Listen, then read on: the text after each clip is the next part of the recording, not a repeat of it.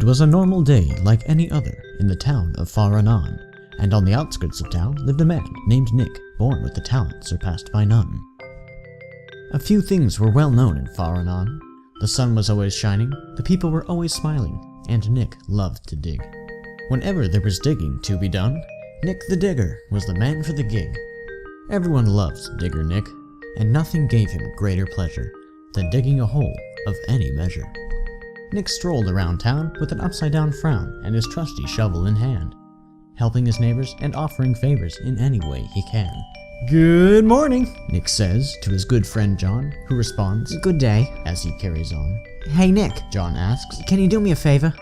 I'd like a tree planted if it's not too much labor." "Certainly, John. I always have time. If there's a hole to be dug, then the pleasure's all mine." And so Nick grabbed his shovel and dug out a hole for a tree to take root like it was nothing at all. And so throughout his day, Nick dug away a wide variety of holes. Short ones, wide ones, tunnels and ditches, and some for erecting poles.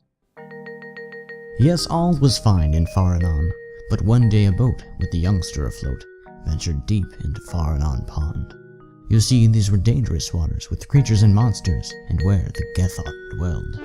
And so the monster devoured the youngster and boat in a manner not prolonged. Thus Faranon cried, and panic spread wide, as all was clearly not well.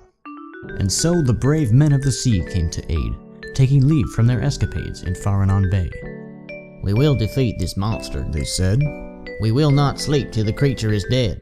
One man stepped forth in a cocky tone. "With my strength I will rid the beast's skin from his bone." The man dared to face the creature alone, an action which Digger Nick did not condone. "We must be careful," Nick started to say. "The Gethot is too powerful for one man to slay." But the man of the sea dismissed Nick's warning. "Diggers make bad warriors. Now please make way. I will take the Gethot to light before morning." Unable to stop him, Nick watched on as the man marched up to Faranon Pond and entered the waters to challenge the beast. "Have at you, Gethot!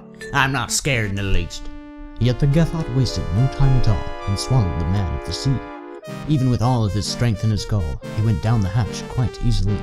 The town panicked again, their fear now times 10, with the Gethot on the rise.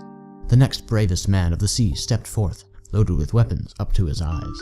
Nick interjected, but was not respected by the hardened warriors again. He implored that his talents would be of great use, but the stubborn man simply said, "You cannot fight without cannons and swords when all you have is that shovel. My supreme firepower, I will make the beast cower and reduce its body to bubbles." And so Nick watched the man of the sea float forth towards the monster, none the wiser. "Have at ye," he yelled, and the Gethot obliged, and ate him like an appetizer. With the town in a maddening panic again, the men of the sea all rallied as one. "The Gethot cannot handle so many men of the sea all at once," one man begun. "We are brave, we are strong, we are mighty and fast." But Nick interjected, "Without my help, you will not last." A man of the sea lets out a laugh. "Hey gents, looky here." They all gathered round. "This digger thinks he can end the Gethot. Now how ridiculous does that sound?" "But sir," Nick implored, "I know a few tricks, and a different approach might be the right fix. The Gethot's too strong, so we must be cunning. I'll go in from behind so it won't see me coming." The men of the sea took notice and said, "Stop, Nick. You're just a digger. A good-for-nothing digger." "Get out of the way, digger," another declared. Nick's warning again was not heeded. He watched as the brave men mounted their forces and yelled back, "Your digging will never be needed." Digger Nick ran home as fast as he can, as fast as any digger ever has ran. There was no time to lose, his chances were steep, but Nick was inspired. "I have to dig deep." Digger Nick mounted his ultimate digging machine and dug faster than anyone had ever seen. He burrowed and tunneled harder and faster. With a driving thrust, he plowed deeper and deeper. And as the men of the sea reached the climax of action, Digger Nick penetrated the pond, gaining traction. All of the pond's water gushed forth in a spray. It was the biggest hole Digger Nick ever made. The Gethot squirmed on the dry pond bed, the once fearsome creature, now shriveled and dead. The men of the sea rejoiced in ovation. Digger Nick saved the day.